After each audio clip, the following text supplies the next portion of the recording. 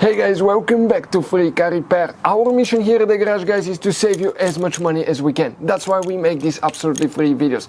Let's go ahead and start on it now. So here we'll demonstrate on 2013 Ford F-150 that we have here specifically. 2016 F-150. Now you have, guys, two different fuse boxes.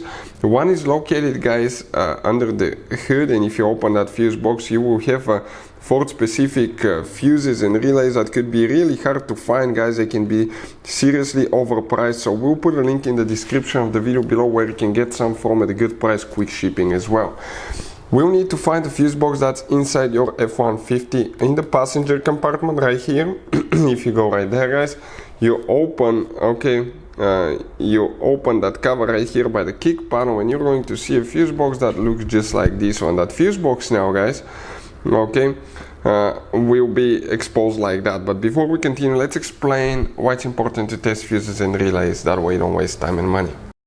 So let me explain why it's super important, guys, to test fuses. Fuses, not often you can see if they're burnt or they're good. Sometimes they may seem perfectly fine, you think it's a good fuse, you put it back in, and you end up spending money and time on parts and problems that do not exist, guys, when all you had to do, test your fuse, find out it's bad, replace it, fix your problem. So we will have a video how to test a fuse, different kinds of fuses, and how to test relays, guys. We're going to put the link in the description of the video below, specifically to that video. Please check it out.